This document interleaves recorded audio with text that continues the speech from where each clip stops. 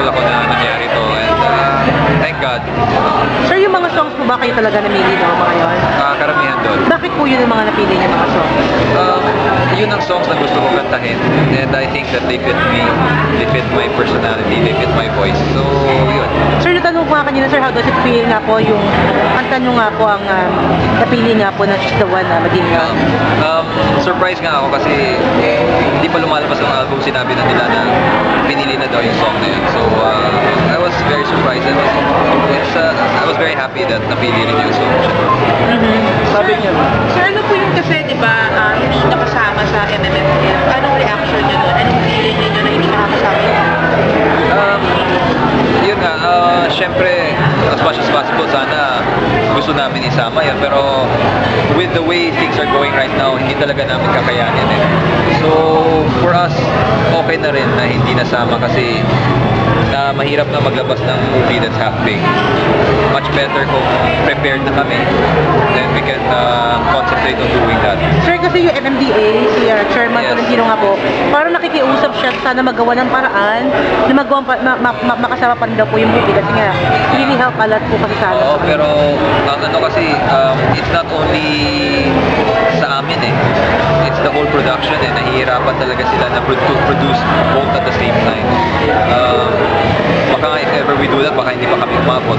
Or ano, kasi with the taping schedules that we have, hindi talaga kakayanin. Sir, pero given the choice, gusto ko ba pag gumawa kayo ng movie, it's another story or let's say parang nga kung ano ng Be Careful?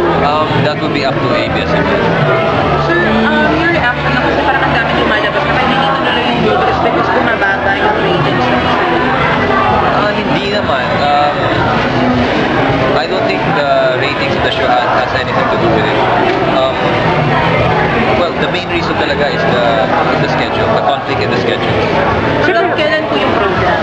As of now, alam niyo. As of now, hindi pa namin alam. So, it will continue until the end of the year at the earliest. Sir, kasi maraming kinikilig at maraming tumatalas-kilig po talaga sa Be Careful. Pwede may iwasan, syempre may mga taong negative pa rin yung tingin. Nasabi sobrang ini-stretch, na lumalalay na raw pong istora. What is your reaction on that? I think we just can't please everyone. Kasi yung iba, pag pinabilisan mo naman, sasabihin nila masyadong mabilis. Pag pinagalan mo na, sabihin nila sobrang mabagal. So, well, let's just leave them up to what they ano. Kasi, yun nga, there are a lot of critics and we cannot please everyone. So, but we're doing a story kasi na may mga sub-stories din. Right. Sa mga kids, sa mga ano, sa mga sila Nanay Teresita. So, actually, it's not stretching the story. We're just doing a lot of different stories all in one teleserye. pero may lungkot factor po ba nung nalamang hindi nakasama sa MMFF yung pelikula? For us, it For was the cast, the whole- for us it was more of a relief. Okay. Kasi nahihirapan talaga kami. Kasi mahirap talaga na para pagpuyat ka pa natin. Baka hindi mo rin mabigay yung magandang performance na ina-expect ng mga tao. Sabi niya, sir, this is a dream come true sa inyo, yung album, di ba? Yes. Yung concert po ba, dream niya rin po magkaroon ng sariling concert na puro yung Araneta or yung Actually, medyo ano pa ako dyan. Hesitant pa ako dyan. Hindi ko pa alam kung kakayanin natin. So, we'll see how the album sales go and then maybe we'll decide on that. Sir, not many are fans of actors turn musicians. Are you open to criticism dun sa album or sa inyo? Yes, of course. Everyone has their own opinion, like I said. So, meron talagang ayaw, meron talagang gusto. So,